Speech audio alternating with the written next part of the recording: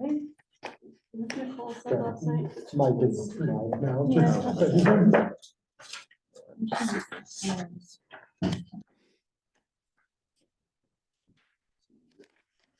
Look at this. This was really helpful. Yes. I was gonna ask you to project signs onto the front of the building, but then you sent this. This works. Well, I'm afraid that's illegal under current code. I mean, I just meant in a photo. Sorry, The size. you don't get anybody else, but Nicole shows up.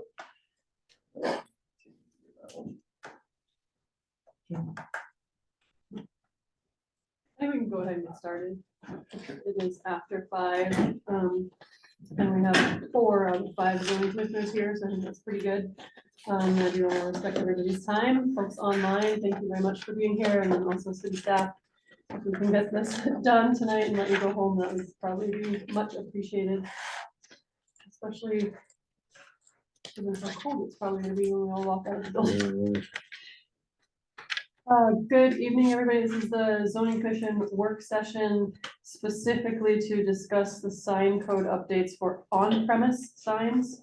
We do have another work session scheduled on January 24th to discuss off-premise signs. And we will go ahead and get started. And Michael, did you have anything that you want to cover up front? No, except to ask whether or not anybody needs any additional, to say thank you. I think this is really helpful. And does anybody need any of this physical printed out form? Sure. I didn't print that one off, so I wouldn't mind it. Oh, that's what I have. I do have that. Okay, I'll take yours. Yeah,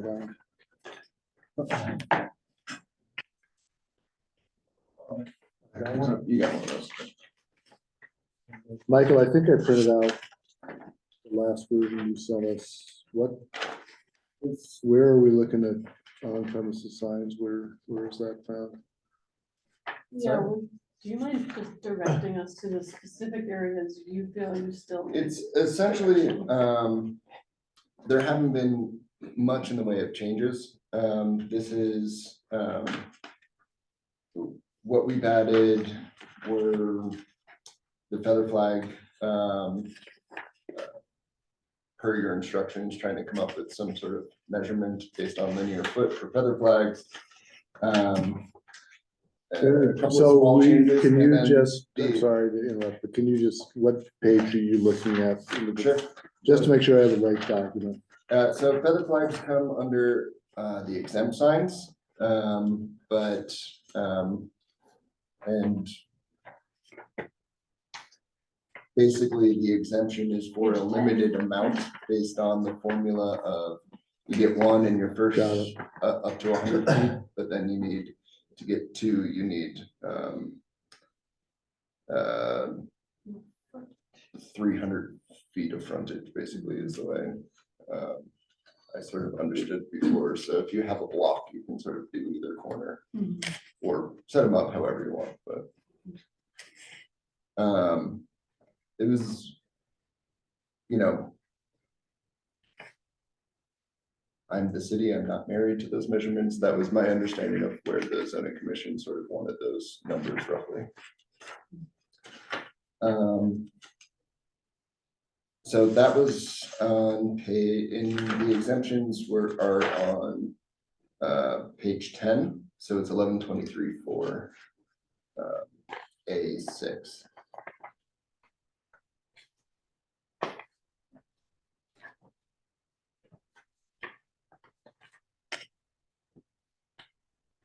And then we just run through the other.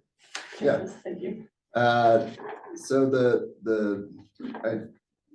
on the next table, in table 2 rather, in 1123.5,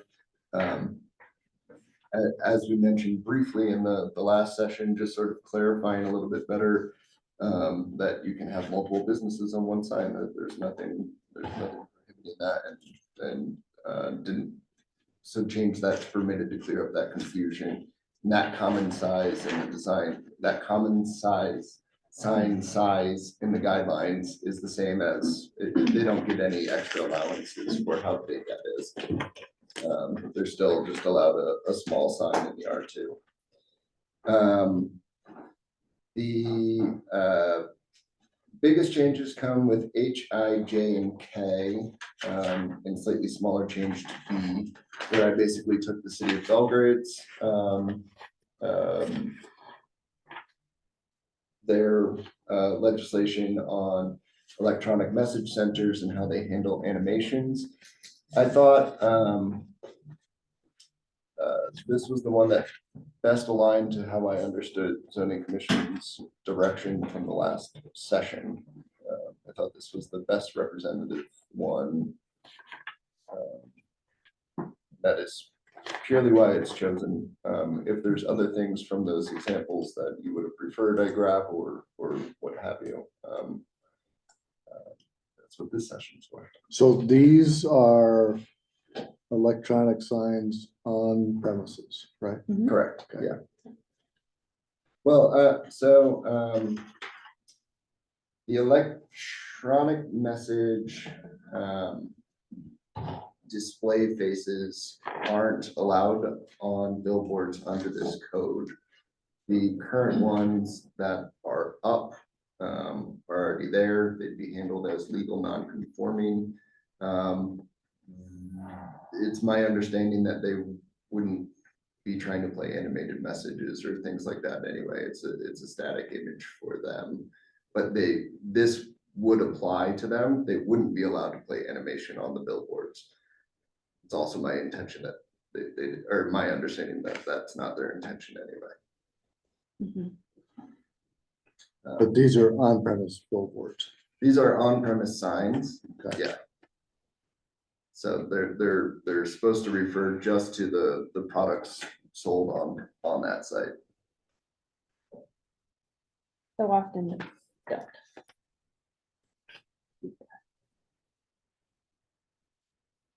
On-premise?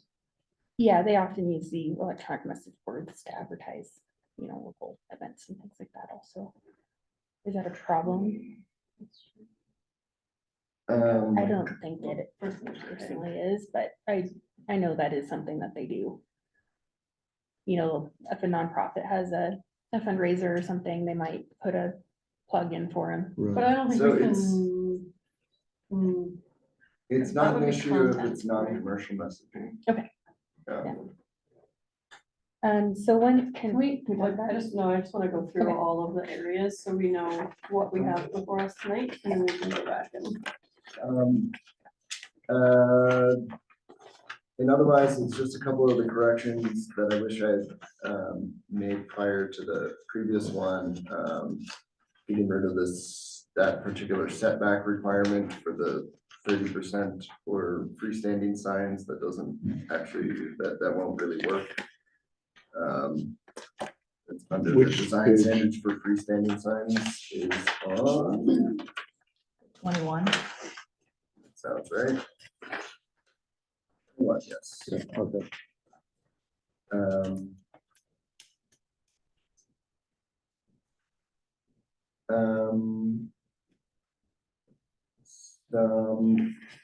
A slight language change to how window signs are handled, just to better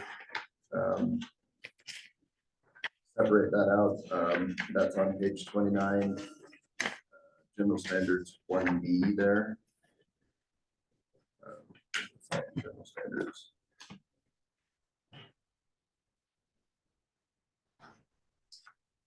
And otherwise, the purpose of this session isn't because I have so many changes to bring, but because there wasn't a chance for really these changes and the previous changes to be spoken about from the sign industry to have that conversation. Okay. I appreciate that. I guess in advance of starting into the details of this, I just wanted to revisit kind of our goals with updating the sign ordinance period so that we have something that we're working from. I understand that one of the driving factors behind this is that our current sign code is probably not legal in some instances and requires updates in terms of regulating content versus regulating the size, location, lighting, all of that. We also had talked about goals in line with reducing sort of visual clutter around the city and distractions, which I think gets at some of what we have in our growth policy around quality of life, character of the city, safety, well-being, natural beauty, all of those things. I also think we talked about providing adequate advertising options for folks in the city. That includes commercial entities, but then also we've received comments from non-commercial sort of community-based entities. And I think that gets at economic development, a sense of community. I think also we want to help address some of the burden that seems to have stacked up for the Board of Adjustments in terms of issuing variances. So if we can come to some sign code that is appropriate and ideally meets, let's say 90 to 95% of the needs of the community without a variance, that would be great. I think that would give us a lot more regulatory certainty, both for us, for the Board of Adjustments, and for the regulated community. And then finally, I think something that has come up in these discussions that is important to me is that we try to be proactive and forward thinking about limiting the potential future proliferation of sign types that we do not want. And so I think some of our conversations have happened because the sign ordinance hadn't been touched in a while, and we have new sign types that probably nobody envisioned, an electronic billboard. And now here we are with electronic billboards being grandfathered. So if we can get ahead of some of those things that we know we want to avoid in the city, that would be great. Are there other goals that folks don't feel are addressed in that?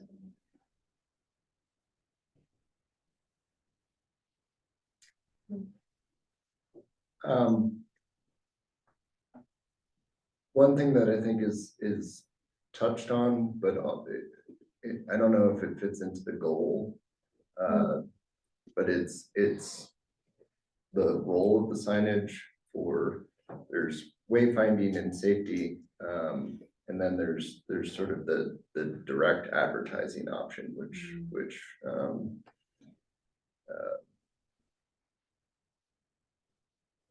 businesses have been seeking.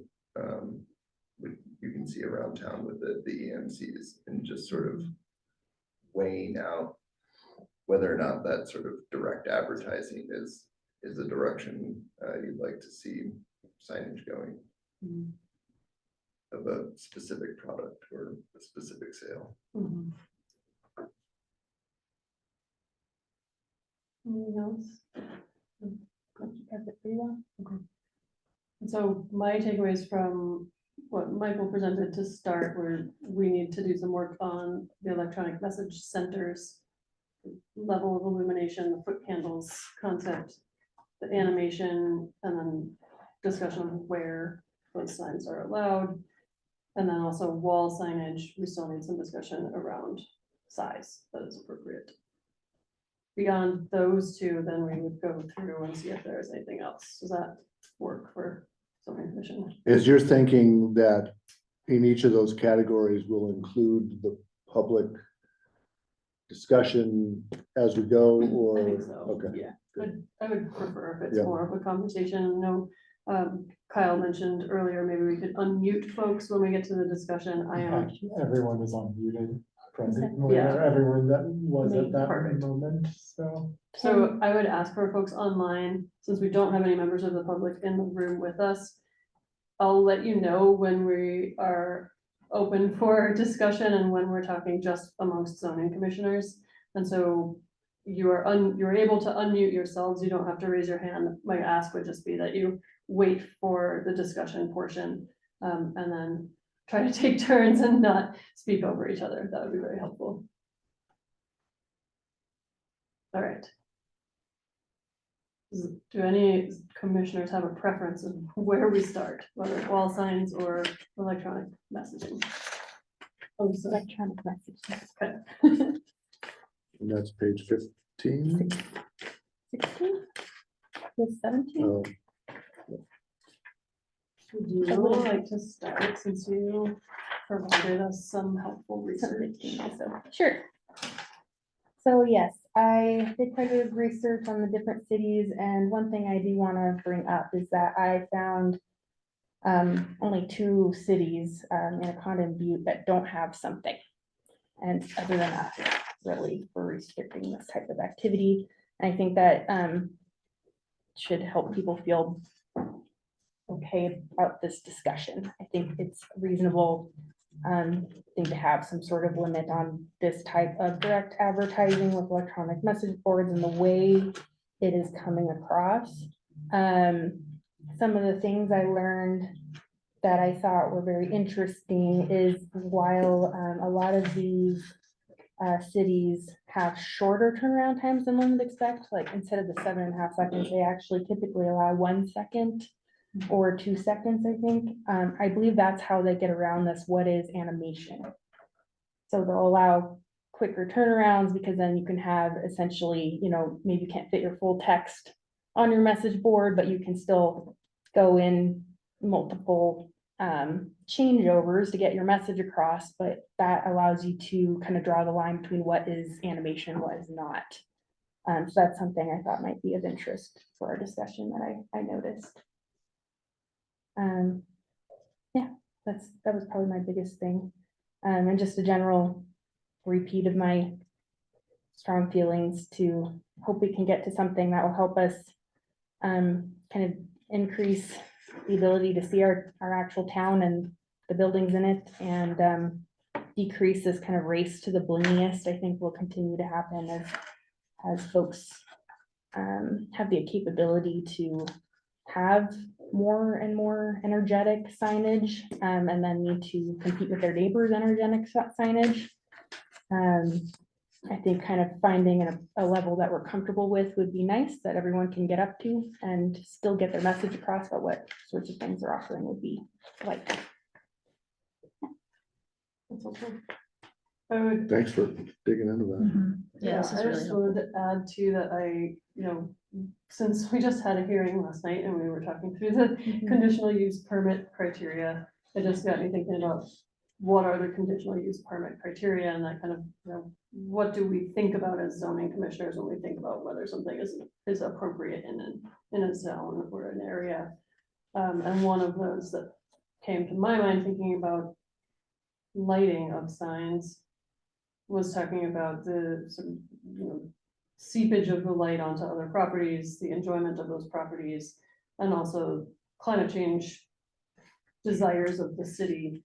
I know that a topic of conversation that seems to come up relatively frequently, maybe not at the city commission, but at HCC and amongst citizens, is the dark skies desire. And we have a lot of conversation about lighting of a site and how the lights need to be pointed downward. And when I think of electronic signs, they do not direct downward, they direct straight out into the atmosphere, seemingly illuminating the entire area rather than just their message. So that's something that's in the back of my head. These two. Is there a way to require, like, I don't know, maybe hoods or some kind of way to make it point downward? Or is that not something that's been? Probably less cost effective for the owners than the ambient light controls. You mean at nighttime where it Yeah. dims? Yeah. Awesome. Hopefully also slightly. Yes. I was Yeah. also thinking that. Mm-hmm. Well, it seems like something that could help with, we do allow signs to be lit, so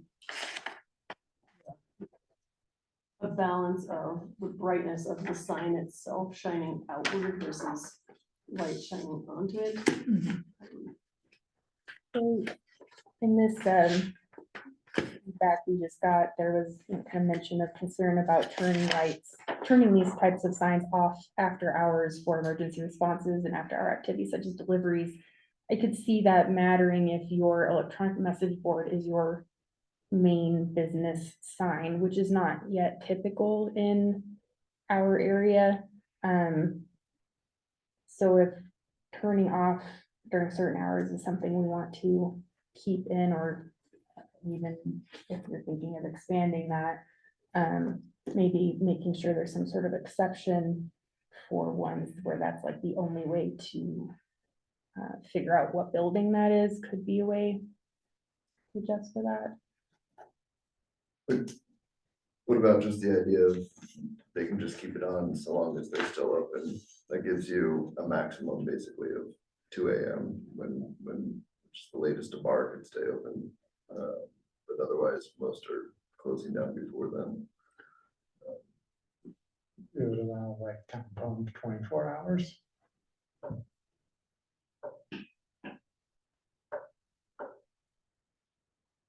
So so it's just the one, it'd be the one at 11th and Montana is within 300 feet of a business, of a residential district. Do they otherwise have one? Or I'm just wondering where that would be like the only EMC board that could be. I guess, What is that? the Ramada is a hotel. They're in operation 24 hours a day. Mhm. Um, There's anything along, I Hotels are can't good think of anything example. right now along Windale, but that would be the same situation. They would be. also the Ramada. Yeah. Yeah. No, not Prospect, Windale. Hotels Oh, are, the difference, yeah. That's the prospect one. Yeah. hotels are good examples to think of because that is a place where you would expect they might have an electronic message board that's stating their rates, and people might be showing up pretty late.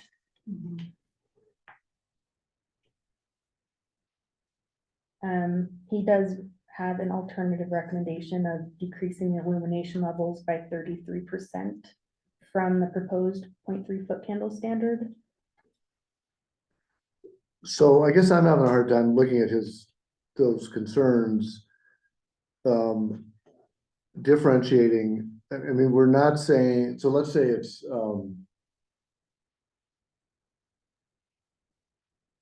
a business on Montana that has an illuminated sign. Let's say it's, you know, the auto store north of the Conoco, as you're going north on Montana. So, and we're saying that that sign would have to turn off at whatever time they close. For whatever we're saying here, 11 AM, 11 PM to 6 AM. And their concern is that, that could affect emergency response or after hours delivery. But isn't there already going to be, for instance, parking lot lighting or landscape lighting or something else? I mean, there aren't any businesses that the only lit sign, or the only light that they have is a sign, are there? And we're specifically talking about electronic message boards, which are the Right. ones with the changing Right. scrolling. So, I mean, since those are also new, I mean, I can't imagine that emergency responders have been depending on solely those, because there's other ways the buildings are lit up. They also generally don't have an address on them or necessarily Right. even display the name of the business on it Right. because they're Yeah. alternating. So I guess when we have public comment, I'd like to hear what Mhm. What the the logic is basis of on that that. concern is.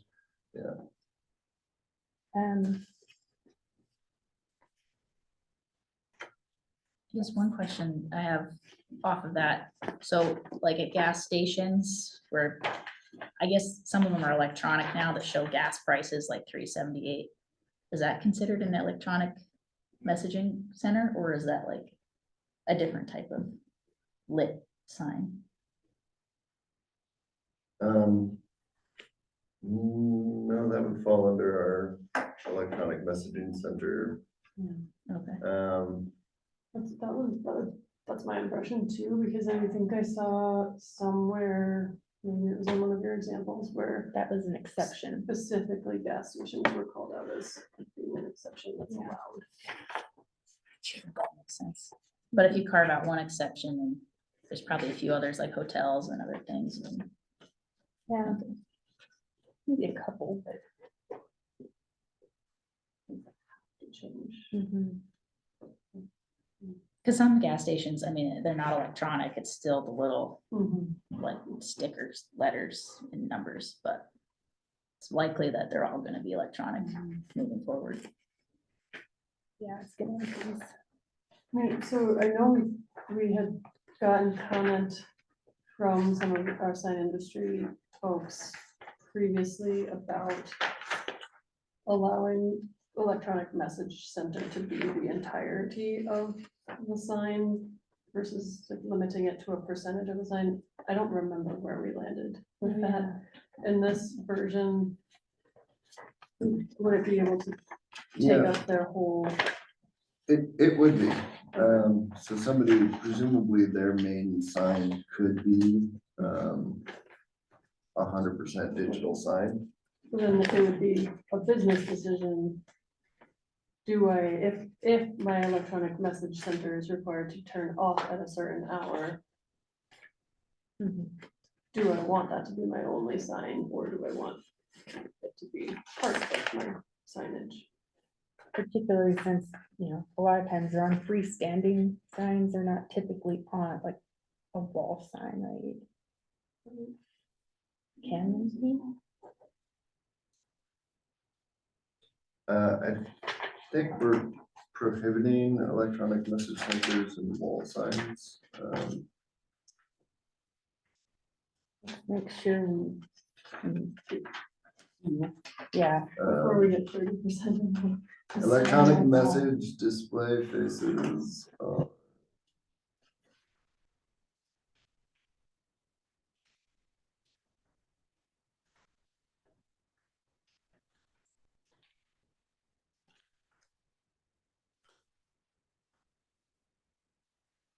not in the description, we are allowing.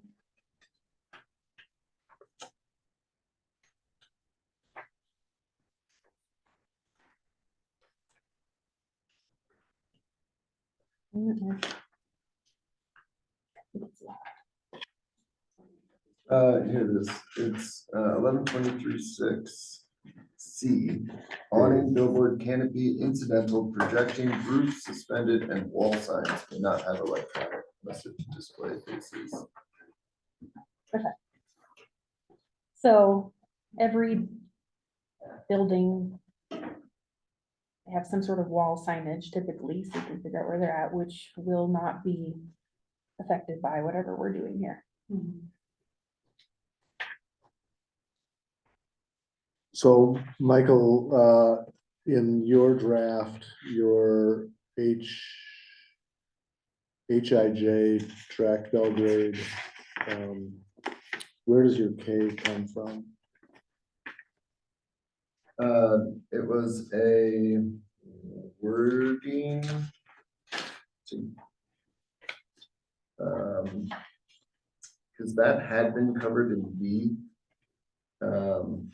And when I pulled in Belgrade, I needed to rewrite it a little bit. Oh, I see, okay, got it. Yeah, I see. And That's what- K might have actually come from another city as well.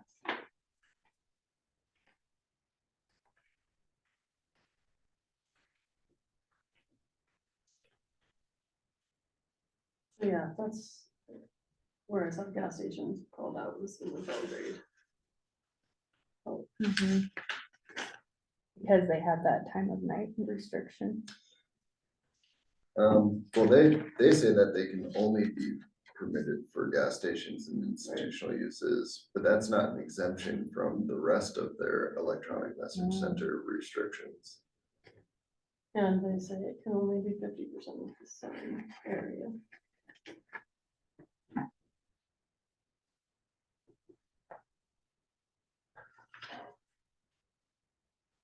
I mean, I'm gonna just think out loud. I think my preference would be, rather than limiting to a specific percentage of the permitted sign area, that I would prefer that to be a decision a business could make, so long as we ensure that our maximum area isn't so big, we wouldn't want to see an electronic message center that size.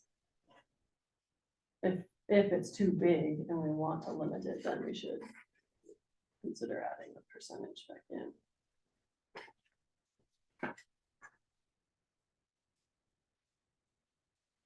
Well, I appreciate the comment that we got, suggesting that there should be some allowance for creativity to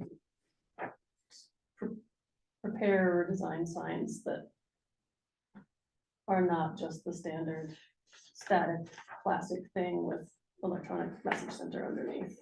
I hear that, but maybe that's not the most attractive sign. I could see the appeal for logo changes or marketing changes, be a lot Right. easier to update your sign more frequently if you don't have to go Buy a new one. I'm sure they're crazy expensive, so I do see the appeal of not. And every time a business changes over, you don't have to tear it down, and put it back up, so I do see the maybe not having a percentage restriction on electronic message board. or percentage that limits the percentage of the electronic message center that could be changing. You could actually see the appeal to the sort of mixed-use buildings that we're hoping to bring in, where they might have frequent changing tenants or doing different types of activities or, Yeah, and so the owner of that building who's sort of getting the building first, sort of, and building a more generic building before thinking about tenants might be putting out that sign there and saying, you know, we've got your signage covered.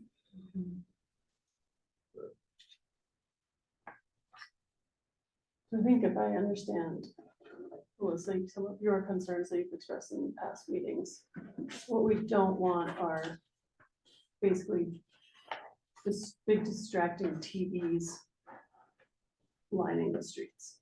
yeah, a lot of motion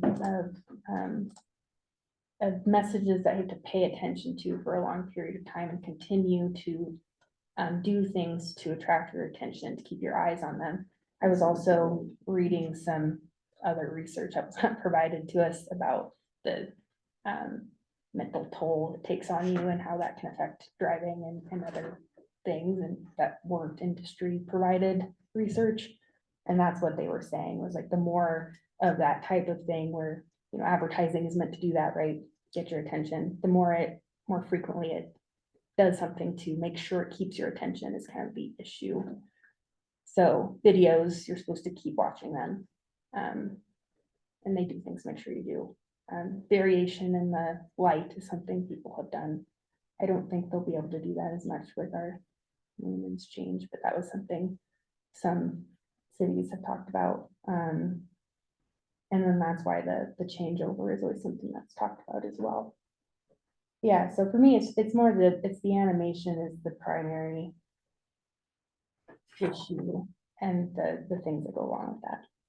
Does this? Get at that? Do you feel Yeah, like this addresses? I'm happy the with this. animation? The piece with F, with 7.5, was that from before? And that was something I was trying to figure out with Belgrade was, It's our existing standard. does that mean once we take away animation, they cannot change their sign at all for 7.5 seconds? Correct. So I do enjoy that, but I could totally feel businesses feeling very restrained with that once we're taking away their ability to do anything with their message in the meantime. You couldn't even have the scrolling. Yeah, because you wouldn't be able to scroll. So, you know, other cities who have no animation typically do not have that long between being able to switch over message. I think the 7.5 seconds would make a lot of sense for the electronic billboard limit, for sure. So I don't know if just saying you're not allowed to do animation and you can't take more than 2 seconds to transition. Do like a 2-second on premise, 7.5-second off premise. That would, Mhm. I think that'll make tonight's crowd happier. yeah, And it's my impression from, previous things that the billboard companies are Are totally fine fine with with 7.5. 7.5. Yep.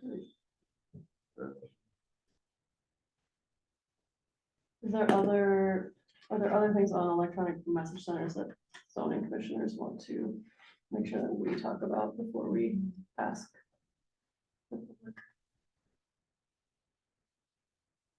One question I have, and I'm not sure if it falls into this category, but I do like kind of in terms of what you had said about, kind of getting ahead of what's might be coming in the Mhm. future.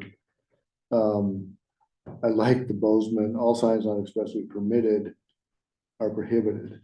And that there would have, that if new technology comes along, there has to be at that time, some changes made to adapt to that new technology, and not that it's gonna kind of by default, people start throwing them out there. So I kind of, I don't know where that lands in this, but I appreciate having something like that in there. Holographic signs. That's a good point. So, yeah, we have something that for all signs not expressly permitted. I think Do we have- that language in there? Do we have that? Okay.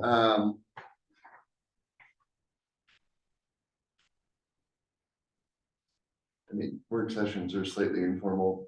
I feel like there should have been a public process for the digital billboards, and the electronic message centers a long time ago. Mhm. There was a very brief city attorney opinion that was given in an email, with Sharon some like 20 years ago. And that's honestly what we've been rolling with since, Right. so. It's 15 years ago, whenever that first billboard at, North Montana and North Last Chance Gulch went in. Mhm. It's been there a while. Yeah. It's pretty subdued compared to Sure, sure. at this point.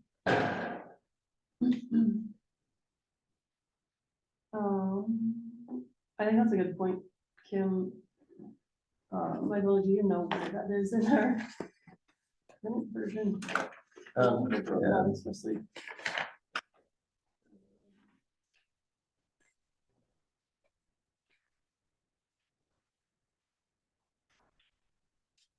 So on page 9, prohibitions, A. The signs and sign face types that are not listed as permitted within the Yep. district are prohibited. Yeah, Is that?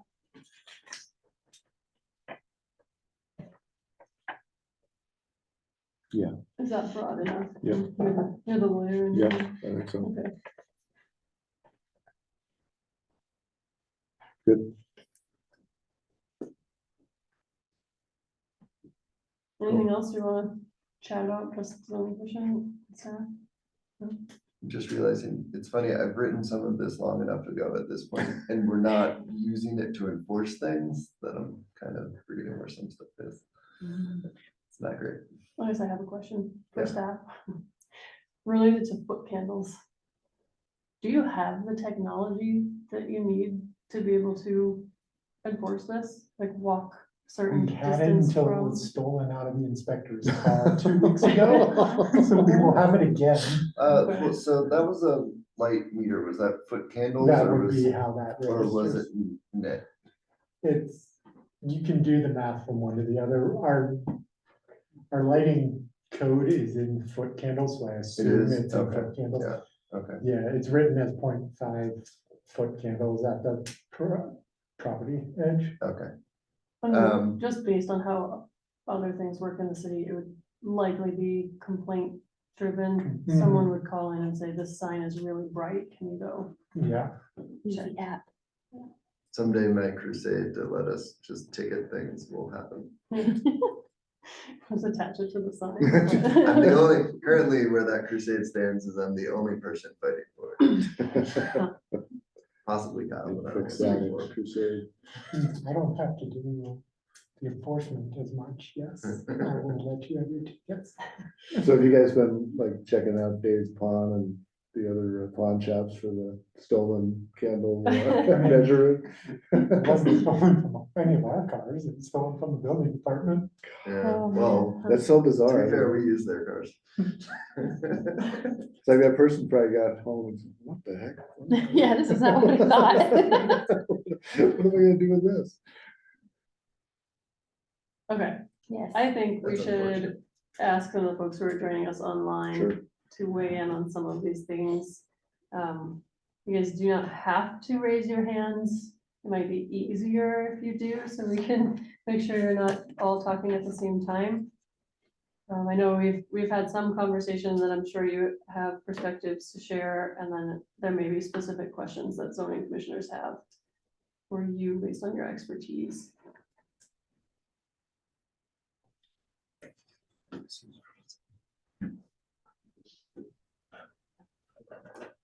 Jeff, I see you unmuted, go ahead. Yes, thank you. I'm sorry I'm on the road today. There was a comment made about the 0.3 foot candle and a recommendation to go lower light levels than that, and remind everyone that that's 0.3 foot candles above ambient light, which means it's a measurement how bright it is around the sign at that time, which means during the day it would be slightly brighter. 0.3 foot candles only brighter than the ambient light, mean how bright it is during the day. And then at night, if you're in an area that's dark, it would only be 0.3 foot candles brighter than the dark area, versus somewhere like you mentioned a gas station, a gas canopy that has a lot of lighting around it. If there's a lot of lighting around it, it would only be 0.3 foot candles above that light, which would be brighter than a dark area. And we've literally had hundreds of communities adopt the 0.3 foot candles. We highly recommend it. It's been universally adopted not only by cities, but by the billboard industry and the on-premise industry as well. So we favor that and suggest that our industry's actually developed that standard to address the issues you're talking about. I will mention, there was a mention about light trespass, meaning the light going upwards. The electronic message centers are designed with a louver system, and they weren't designed with a louver system to limit light trespass up. It's to create a shadow, so when the sun hits it during the day, you can still see the lights. So what happens, the benefit is that the louvers prohibit the light from going up. The light is directed, it hits the shade and it goes basically straight out. The LEDs are designed by the scientists to be different angles, wide, meaning you have a 70 degree and 120 degree width light capsule behind LED that makes the light go either wider or more narrow. But in terms of the uplight, the louvers prohibit that light from going up. So I wanted to make that point for now, and then I may have some other points as others comment. Yeah, thank you. I do have Thanks. a follow-up question about the foot candles. Could you, just because we're probably a lot less familiar with how these signs actually function than you are, how do they automatically adjust to be 0.3 foot candles above ambient? Or how does that work? Yes, so the signs, the very, very early versions of signs didn't have any dimming technology at all. And particularly what we'd say offshore, when sign companies early on, we're talking 20 plus years ago, were buying, I say Chinese, I don't mean to beat up the Chinese, but you could get a really cheap Chinese product that didn't have the technology on board, and that immediately caused problems everywhere. And so virtually all of the electronic manufacturers over the last 2 decades have a light sensor. And when it gets dark, and that means when it gets dark, when the sun goes down, or when a storm comes over and the community gets dark, the signs automatically dim. And that dimming is adjustable. And so the 0.3 foot candles is a function of a percent. It's a software parameter in the operating system that allows you to dim the sign from 100% to 90% to 80% to 70%, all the way down to 0 if needs be. And so it's up to the operator of the sign to pick the percentage that mimics in a dark environment what that 0.3 foot candles is, which for the city is great. And I could talk about a knit gun for a minute. Knit guns are they're expensive, number one, and they're fraught with problems because they're measuring the light in a very specific pinpoint. And so what you're going to have if you point it at a sign, if you're right on the LED, it's going to be really bright, but if you're just off, it's going to be super dim. So you're forced to take hundreds of measurements and try to mathematically merge them into some average. The foot candle measurement is much simpler, and it's a light meter that's held away from the sign at a certain distance depending on the size of the sign. And when you hold the light meter out there, there's a needle that shows you what the foot candles are. And when the sign it's bright, so as the sign changes, you're going to see some adjustments, but you just watch the needle to find out the brightest point, and then that's going to tell you how many foot candles it is. So it's a really easy thing to do. And light meters, unlike the thousands of dollars you have to spend for a knit gun, light meters are $100+. We're not talking $200. Photographers have been using light meters for ages to set their settings on their cameras before cameras were automated. And so anyone taking pictures 30 years ago would have a light meter on hand and use it to measure the light so they could then set their f-stop and their shutter speed. So it's a fairly simple device. So I'll stop there and then happy to answer any further questions on that. I do have another one. Just gonna keep going. So because you mentioned it is about the brightness compared to the ambient light around it. And you mentioned the like illumination at a gas station, for example, under the canopy. If the canopy is shining downward, but there is a outward shining electronic sign nearby, so if I were to walk, the however many feet from the sign based on the table that we are included in our current version, would that take into account the fact that the ambient right around the sign is brighter because of the canopy? Or is it going to tell me that the electronic sign is too bright based on the dark area where I'm standing that's not under the canopy? Is that, people are giving me weird looks in the room, so I'm not sure if that makes a lot of sense. No, yeah, what kind of satisfies this concern is that light scatters, and it scatters a lot.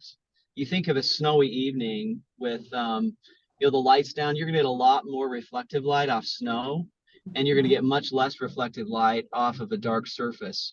But what happens, light scatters. It's not as if when you walk on, like say when you drive under a bridge, it doesn't get completely dark, right? Because you're in the shade. Light is scattering and reflecting off of clouds and going in all different directions. And so that tends to moderate the amount of overall light. It's not like 100% light and 0% light. And so the light levels are moderated by the scattering, and therefore you're going to get kind of a glow that's going to happen around a canopy when you have a lot of lighting. And maybe you think about a football game at high school, for example, where there's a lot of light, right? I mean, those light levels, the light engineers design really, really high levels of light under sports because they need to see the ball coming, right? And in that case, it's not just the field, it's the people in the stands and it's the surrounding area that gets a lot of that light. And so the overall light in that area is a function of how much light is being how much light is being produced from the light fixtures. And that can be, scientifically plotted, and that's how they do their work. So, we have had great success, I shall say, in conforming to and satisfying the needs of cities in addressing the concerns of light levels. And I would say the vast majority of complaints and issues are resolved by moderating light levels. And we feel as if all these issues of animation, motion, and all those things can be mitigated by adopting this 0.3 foot candles, and feel like it's a I can't say it's a complete silver bullet, but the brightness issues are pretty big. And I'll mention, because I think I mentioned this before, you talk about motion and everything else. Headlights, taillights, and traffic lights are extremely bright. They are like unbelievably bright. And what's so interesting when we get in these discussions that no one is complaining about headlights, no one's complaining about taillights or traffic lights, but they are, and they're moving around too. So our mind, we have a really wonderful way. The RAS, the reticular activation system of the brain, has a great way of keeping track of what's most important, even with headlights blaring at us and moving. And we can make our way down the road. And the moderation at this 0.3 foot candles is a wonderful, wonderful thing to embrace and adopt.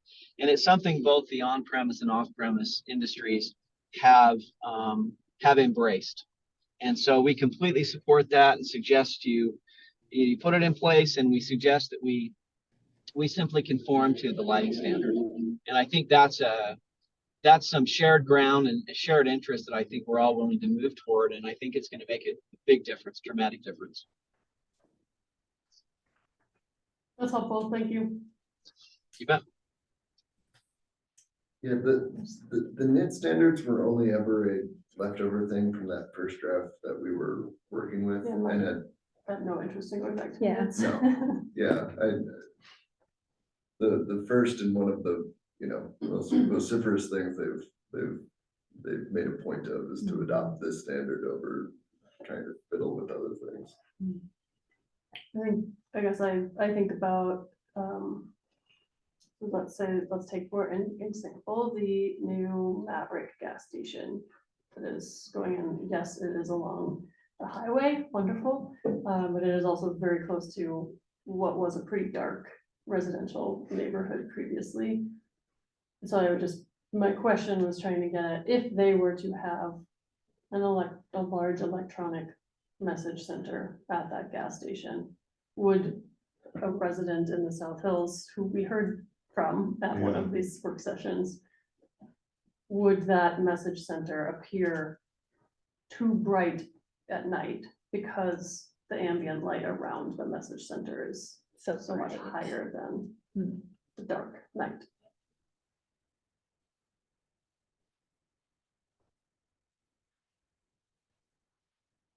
But it's an automatic adjustment. The sign is just gonna see ambient as it's right around it. Gas stations are very bright. Mhm. So, Or if you They're shine a light putting- at the. I mean, they're putting their sign down in the south corner. Right next to the building. Their freestanding signs going next to the building now. Yep. Because they're enjoying the elevation. Because it's a foot taller than was denied Oh, no. That's, by absolute elevation. By putting it by the building, they could put it taller. yeah, kind of what we told people. So, And regardless of that particular site, like I I- said, any site, I wouldn't want I that to think be. the specific what with something happens. like Maverick, the canopy lights would have to be shielded and downward directed. Mhm. So and the sign's gonna be above the canopy. Yeah, So it's gonna be ambient above the light that's reflecting Right. off the ground and then back up. yeah, I mean, that light is going, from that sign is gonna be captured at nighttime against a dark sky behind it. Yeah, no matter what, it's gonna be bright. Mhm. Yeah, I don't think they're gonna be getting away with much because of the added benefit of the canopy. Okay. Adding to the ambient in the area.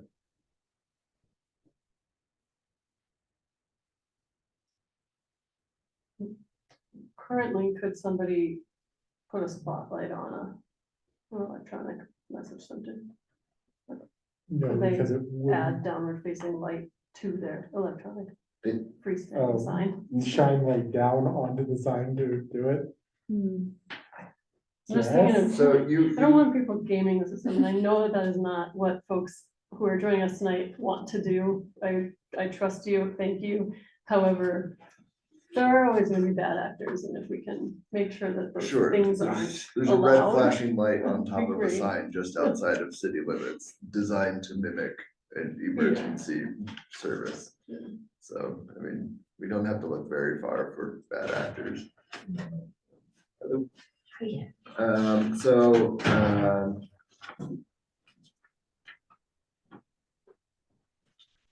for these standards,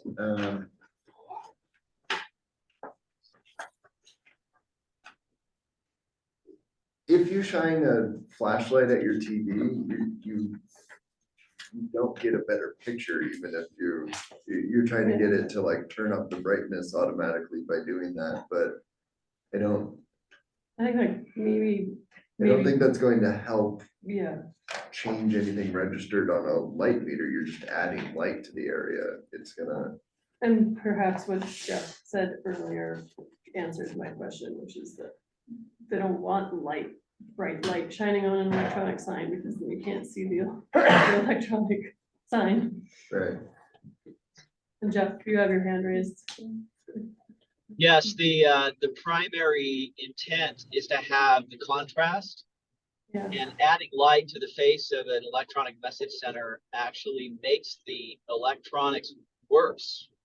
Because Okay. you're doing, and it's black, the whole area behind each LED is black on purpose. Because you want the contrast, you don't want to have a lot of light. So if you do shine a light on the black surface, which is the surface facing the light, is going to absorb most of the light. You're not going to get a lot of light reflecting back, and you're actually fighting it. So you're not. I have never heard of anyone trying to enhance the brightness of an electronic message center by increasing, like, downwashing or put supplementary lights facing the sign, because it actually makes the electronics look worse. sounds good to me.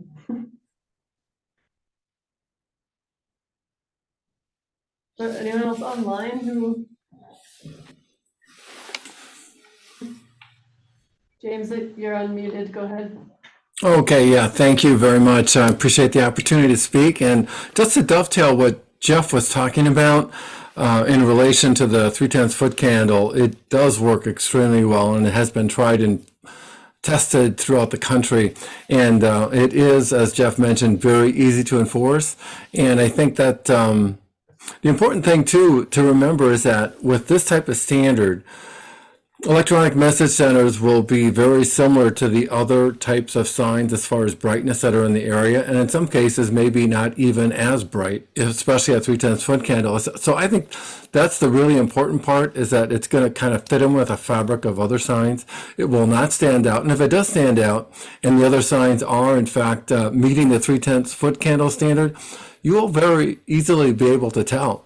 So, you know, that's the important part to remember, is that it's easy to enforce, it won't be too bright, and it'll work well in any environment, because what changes is, you know, when it's a dark location, the sign isn't as bright, but it appears the same brightness. When it's a brighter location, like you've talked about, the sign will appear the same. It may be a little bit turned up just a little bit, but it won't appear any brighter. So that's the important thing, is that it will appear very similar even in different locations. It should look just right when it's done correctly, and we would certainly strive to do that in every case as far as an industry, for sure.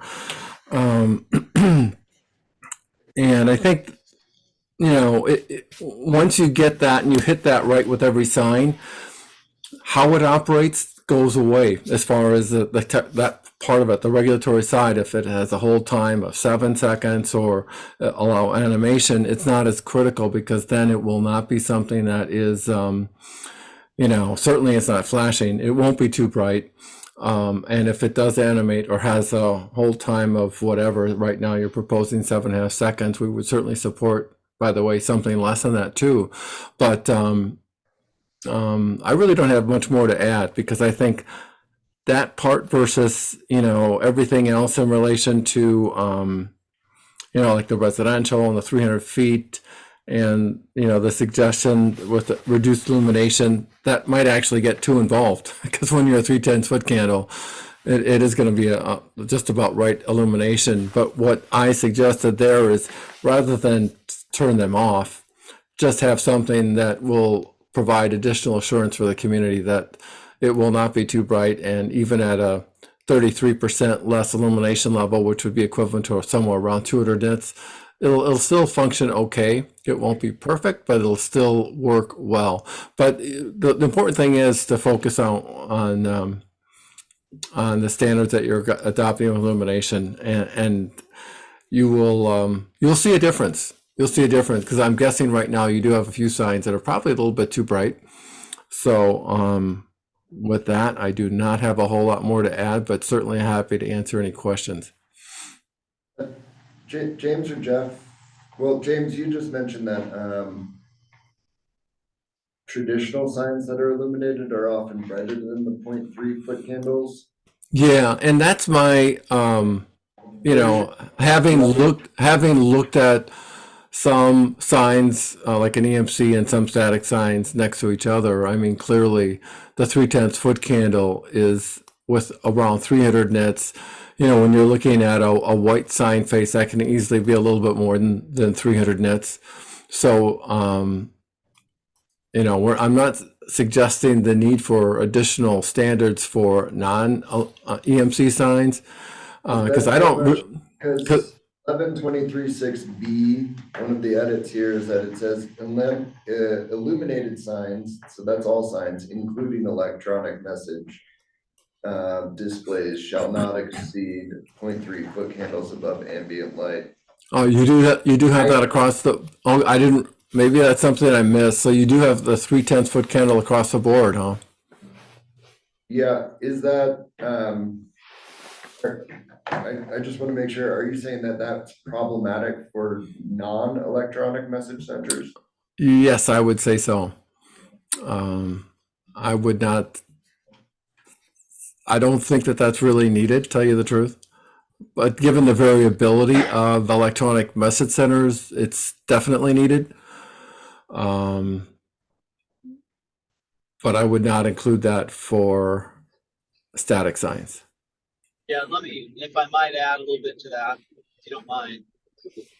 Virtually all of the illuminated signs that are not electronics are usually you have a plastic face, and on that plastic face, usually the plastic face is white, and it's decorated with colors, right?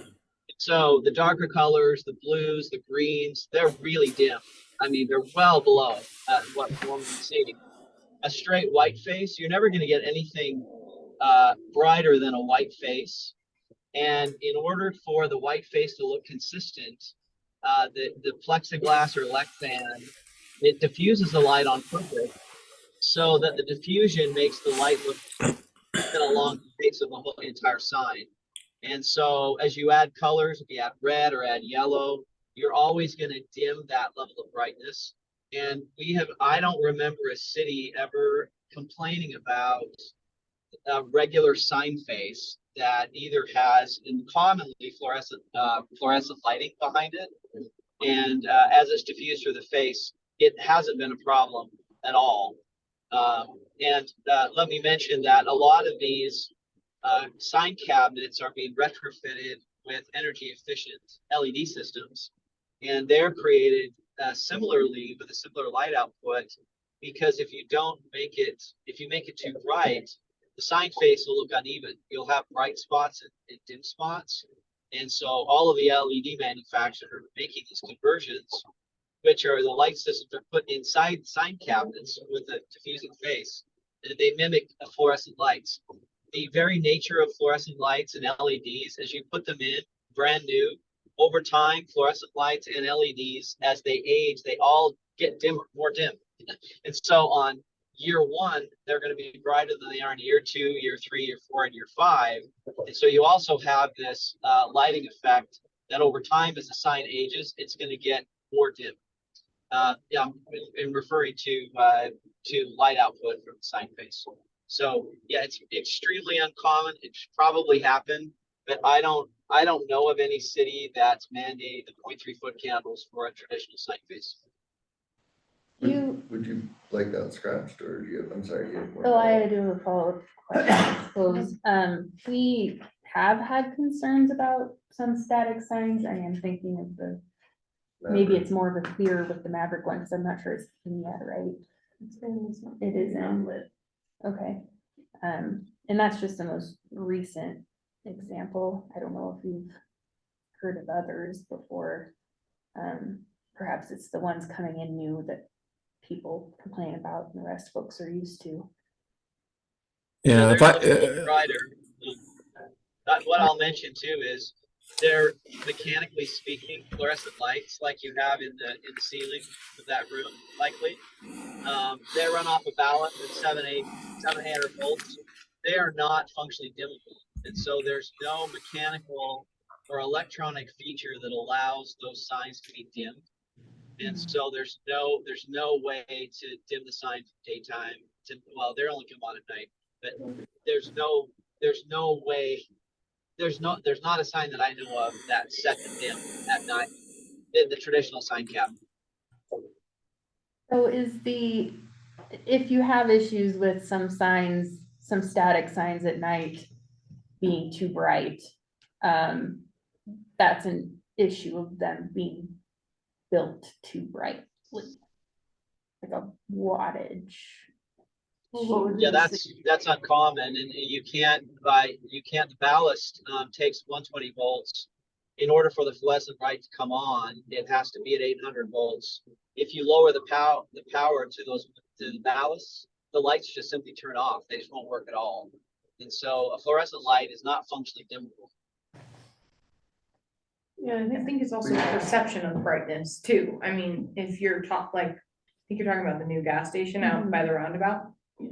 Sorry if I missed that before you joined, but like if it's in the middle of not very much light, it's gonna seem brighter than where it's lit other places, and there are surrounding signs like Prospect where there's tons of lit signs, doesn't seem as lit. Well, and the difference is your tolerance for light. So if you live close to Montana and you're kind of like, well, Right. this is where I moved.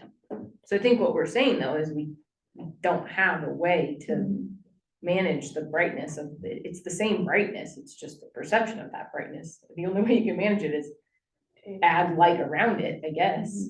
The opposite kind of what we're I do hoping see for. some businesses turning their sign lights down though. Like I notice a lot of fast food restaurants now when they're closed are turning their signs down. Like they have like a on light level and then like a down light level. I don't think this is something we would be able to do for this, but I mean, that is something that people do. the beautiful pink glow of the T-Mobile sign downtown. They certainly don't turn theirs down. No, I think, I mean, I was wondering, what is the city's recourse? yeah. But I think it's 1123.6A is what you have to go with Mhm. for everything else. If we Yeah. strike that illuminated signs and it just says electronic message centers displays. Yeah, I am thinking it needs to be struck though. Yeah. So but with the 3/10 foot candle standard and that chart, then move into the end of just applying to electronic message centers. Change it to what it said before, where this whole B would only apply to electronic message centers. And then you I would see, yeah, keep okay. talking about Yep, okay, electronic message. So it's kind of split, yep, I see. but I think it makes sense to keep it within the sign lighting standards. So all the lighting stuff is together. electronic message centers and electronic billboards, right? We consider electronic message center or billboards Be part. with an electronic message center Okay, to be, that's your digital billboard. Right. Okay. So we consider the face and then the size Mhm. or the type. So if we respond to their concerns, that would be going back to the original language of B that was stricken, that just applies it to electronic message displays. Yeah, Okay.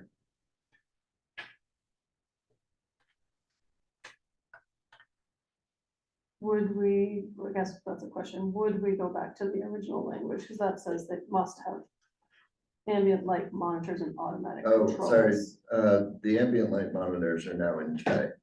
So it's just striking all of the illuminated signs, Okay, including. okay. Yeah. So we're just start at electronic message displays shall not exceed. Yep. And, Can we move, can we, I recommend reordering so that the things that apply to electronic message center or display are grouped together within that section 1123.6. I will move the chart and E Down. down as there'll be the new K and everything else will move up one. That helps, yeah.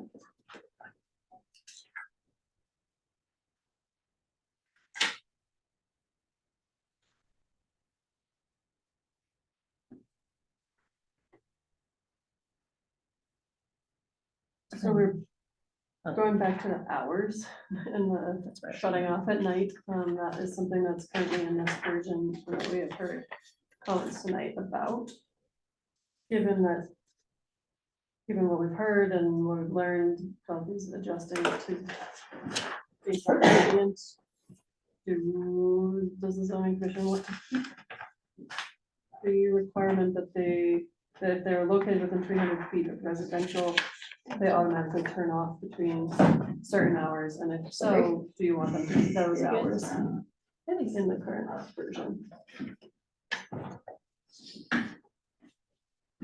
That's it, you have an opinion on that? I guess my opinion would be that I think maybe we should, if they're open after 11 PM, they should allow to just dim it down 33% from the 0.3 foot candles. But if the business is closed, it should definitely be off at night. You guys already heard me talking about a sign in my neighborhood that was the electronic message board that was driving me crazy, but it's been really nice because it's been off at night. I do think it's really nice to have them off. I don't know how much of a difference the foot candles will make is my only thing. Maybe it's right and then like a huge difference. One thing I've been thinking about is if we just say they can't change it, because that's one of the things that's the most irritating is, when they change the message, the different colors popping up and down, makes it feel like After a certain time, they can't Yeah. change it, it's just static at that point. static. Which would allow them, if it's their main sign, or if they have gas prices or their motel room rate or whatever, they'd be able to keep that up overnight, but they wouldn't be direct advertising actively as much.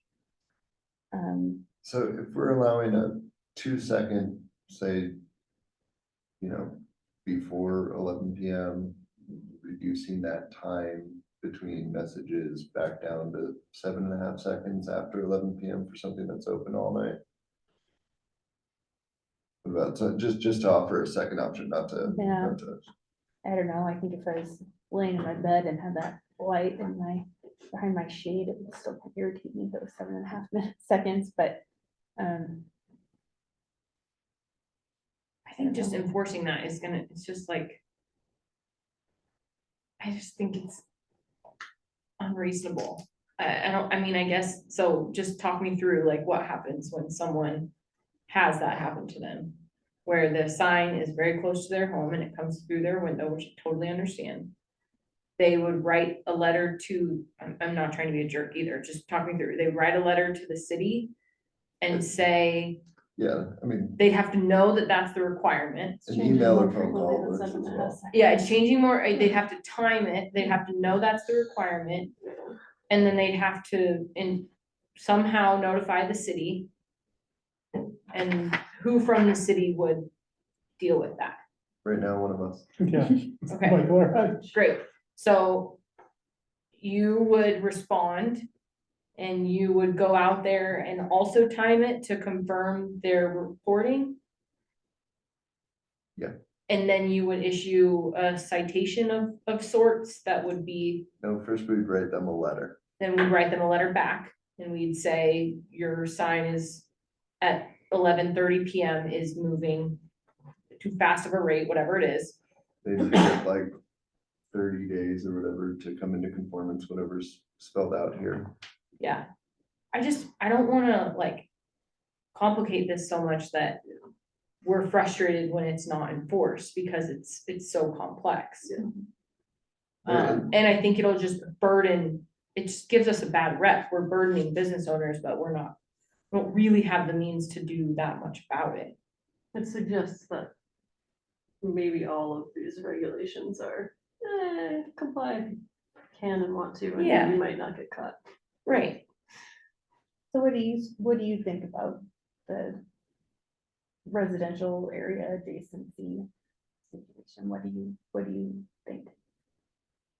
Dim Should at night, there turn off at night, turn off after they're closed. do whatever you want? I mean, I think it just has to be this, I think it has to be the same. Not that, I would love for it to turn off, don't get me wrong, like, I would love for it to turn off. But I just don't think it's realistic. I What do you would say mean? is, from the city staff perspective, I agree with Nicole here. It's, if the business is open, let them keep their sign on Mhm, at 0.3 foot candles. mhm. Most of the businesses are gonna have to turn off those lights, but yeah, gas stations and hotels. Most people, we don't have a ton. We have we have a couple of new gas stations going in. Hotels don't change much or particularly frequently. Generally, if they're going along the state or interstate routes, the interstate corridors. A little bit of buyer beware, I think there. So the option would be an H to change that so that it must automatically turn off when the business is closed. That's Yeah, they electronic message centers can't be on outside of business hours. Rather Oh, than yeah, picking okay. some 'Cause hotels arbitrary because they would already, hours, yeah. yeah. Or I guess it's outside of business hours when said business is closed beyond 11 PM, I guess is hours. So is that tracking what, or is that? Is It that doesn't- tracking what James Carpenter is recommending? Well, it doesn't resolve his issue of deliveries and things. I do think that's. Oh, I gave it away. So I do think it's, I think you sort of addressed those sort of concerns earlier that emergency services, they don't have addresses up there and they're not always displaying the name of the business either. I mean, there's other ways to find these places. Right.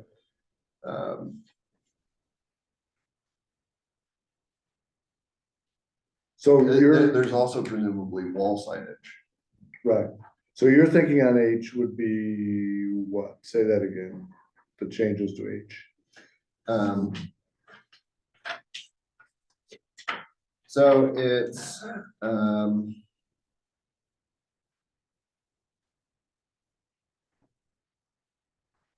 any electronic message center,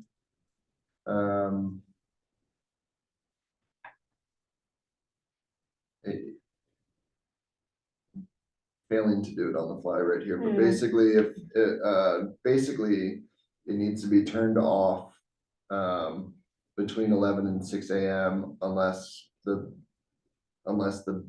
business is operating during those hours. I'm comfortable with that. That sounds good. I think it makes sense. That's gonna be a lot easier enforcement to go out and see. Well, and mechanically, the signs can do that. Yeah. Just by their nature, so.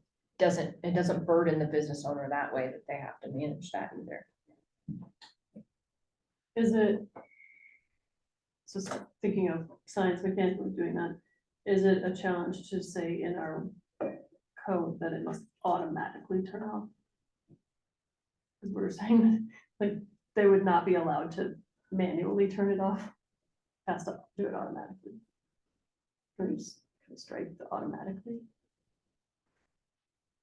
The point is, Turn we off want one them way to or be the other. off. during So the it doesn't hours. flip a switch Yeah. and Yeah. turn off an outlet that powers it, Yeah. yeah. Yeah, sure. Strike All right, automatically. yeah, okay. Well, you know, Belgrade is expecting a certain amount of technical savvy. They're closer to Webster. Every night at 11 o'clock, some guy comes out with a big dark tarp and puts it on. Well, now we would accept that. Yeah.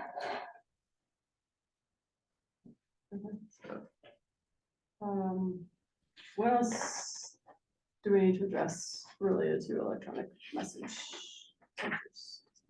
I did notice, so in H, it says electronic message center, and then some of the others say electronic message displays. So just Yeah. consistency there.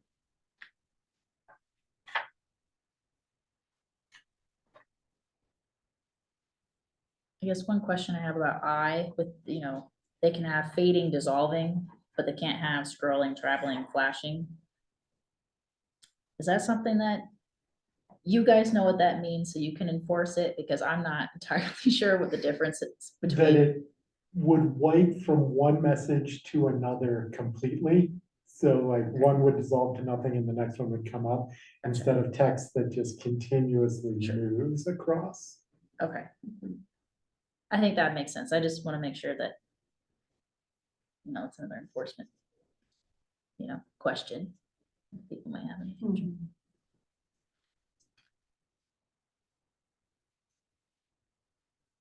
Looks good.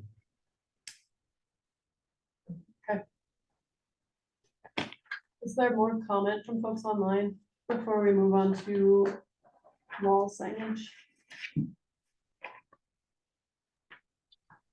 This is Jeff Young again from Young Electric Sign. And let me just mention what we turn to in terms of safety and distraction is the Virginia Tech Transportation Institute. And I may have mentioned this last meeting, but it's been a couple of months, if you don't mind.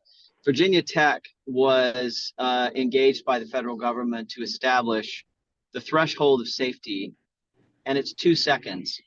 And their studies show that someone texting in the car, they look away from the road for almost 5 seconds, if you can believe it.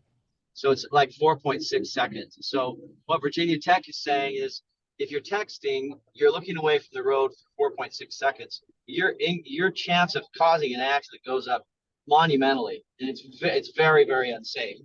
So within that 2 second threshold, there's all sorts of activities that can happen that are reasonable. It is switch the radio, glance in your rearview mirror, check your blind spot, look at your car to change the temperature or the fan speed. And all these activities can happen within that 2 seconds, and you're pretty good. The federal government commissioned a site study to show how people behaved around signs. They didn't tell the people, they put a hood on them, and they could digitally track where their eyes were going. And what that study showed was, well, first off, they didn't want to release the results. For Freedom of Information Act. We had to wait 5 or 6 years to get the results. What it showed was that electronic signs, because of the motion, are viewed twice as often.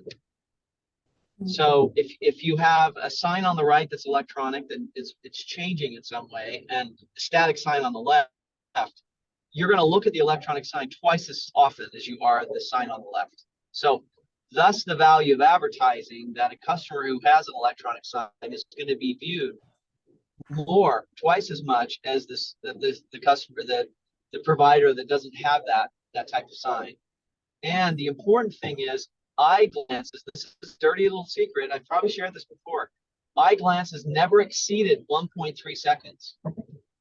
So the sad story about signs are people look at them, but they look at them only for about a second, and then they look back to the road or they look at something else. So, for a billboard sign, that means that our messaging has to be very quick, very clean, not a lot of words. It has to be a picture in bold because people they aren't reading them. They aren't taking time to read them. So in terms of safety, I just want to emphasize that this idea that signs are creating and causing accidents and creating a safety hazard, we can claim with pretty good surety that they just simply aren't. In terms of the sign's value to a customer, we absolutely know that it creates business. Choice Hotels, just by virtue of changing their logo, you know, they have a refresh of their logo.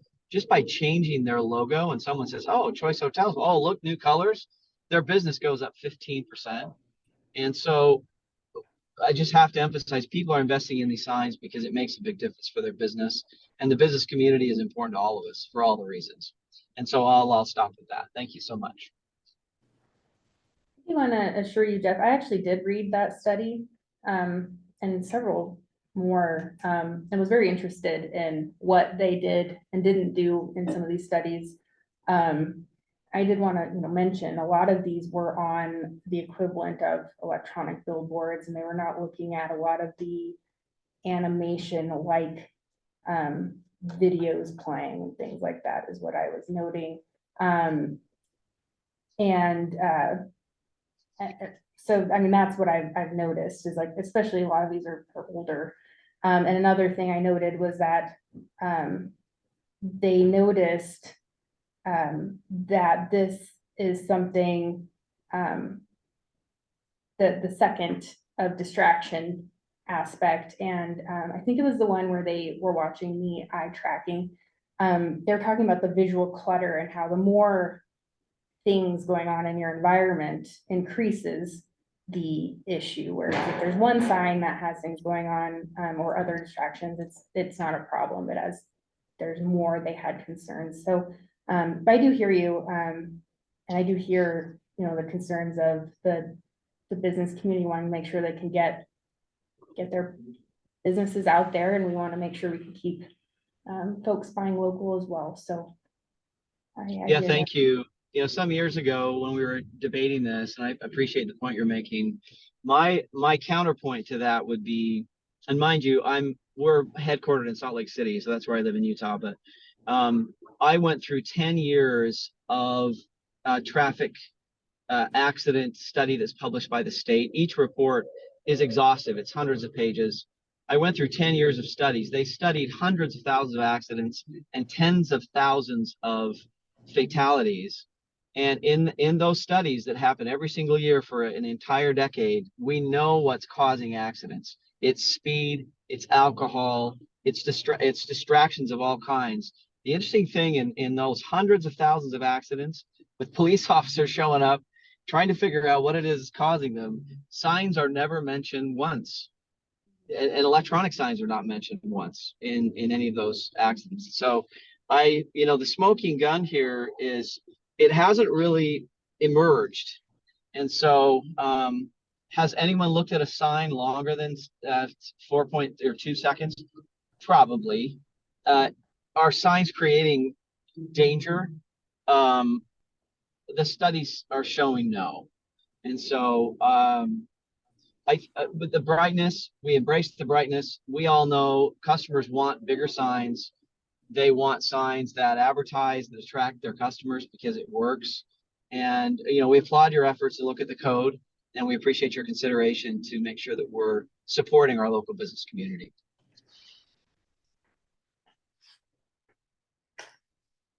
This reminds me of two things that I don't know that we have addressed on electronic message centers. One, we mentioned that the 7.5 seconds was going to be only off premise, and that 2 seconds would be on premise. Is that decision that we all support? Yeah. So we'll amend F so that it's clear. Okay. And then the other one is we currently in this version allow that the entirety of the sign, the permitted sign area can be electronic. So just as a reminder for freestanding signs in B2 and CLM, that's 150 square feet, and in MI, that's 250 square feet. And then This is the compromise that we're making with the faces though, is a quicker turnaround time, no animations. And no visual popping. Mhm. In terms And of then as far size. as, um, I think that goes kind of to what you said of business decisions. A 150 square foot sign is not gonna be an insignificant cost. True. Like, they're gonna have to evaluate whether that's worth that. Someday it might be. I mean, if the technology is new now. It's not always gonna be new and expensive, so are we gonna end up with 250 square foot electronic? TVs don't always last that long, and hopefully we're revisiting this code in 20 years. As we Will should we? all portions of our code. Albeit this one took 25 years, but Does it, do any zoning commissioners have concerns with? And everyone feels okay with the level of restriction on the animation proposed. Mhm. Okay. Let's move on. I'm still looking at that clock, and the problem is I glance at it and all I see are, is like, oh, it's 10 to the hour. What hour? It's not much. late. 6:37. So let's move on and talk about wall signage size. And first, thank you very much for the visual, Mm. super helpful. And I guess one thing that Thank you. I'm a slacker. For the record, I was gonna be here on time. I just thought it started at 6. I'm really sorry. I had last night in my head. Yes. one thing I would like to say that I've been thinking about as I've driven around town and thinking about the sizing and how hard it is for us to sit in a room and like pick a square footage or a percentage. I think, I mean, I will speak for myself, but I think that probably we all are on the same or a similar page where our intent is not to set a square footage or percentage that is ridiculously off base, right? We are trying to find the right size to fit what is needed by the businesses around town. So that they are not having to go to the Board of Adjustments for variances every time. Is that accurate generally? One of my goals is to manage visual clutter. I mean, honestly, we don't get to tell the businesses what their signs get to look like necessarily. And while I'm a pretty opinionated architect and would like to do that, I think if they don't have good taste, I'd like them to be a reasonable size. So I think visual clutter is one of my goals, but obviously still being reasonable. It's their business and they deserve the opportunity to advertise and make sure that people know where their place of business is. There's another consideration for me is when we think about like this or that decisions from a business. I would love for businesses to choose wall signs Yes. over freestanding signs. For sure. So that's something I have in the back of my head. Can we make this more appealing Yeah, than a freestanding sign? yeah. I think that's great too. However, we don't force a this or that decision know. anywhere. But it's don't. price, like if you, Oh, you're gonna buy one big sign, I would rather it be on your business than out in the parking lot. Michael, did you get the sense from Mr. Carpenter's letter that this 20% of the facade is something that the industry in general would agree with? it had been my impression that 20% of the facade is large, by industry standards. If I have the wrong impression, I'm all ears, but, I mean, it's, we had, we had previously had, in the city on, is it shopping centers or something like that? And we had a 8% facade we found digging the other day. A couple of city codes ago, we had an 8% standard in shopping centers. So this isn't the first time we're doing a percentage. So at some point that had been an agreed upon standard in city limits.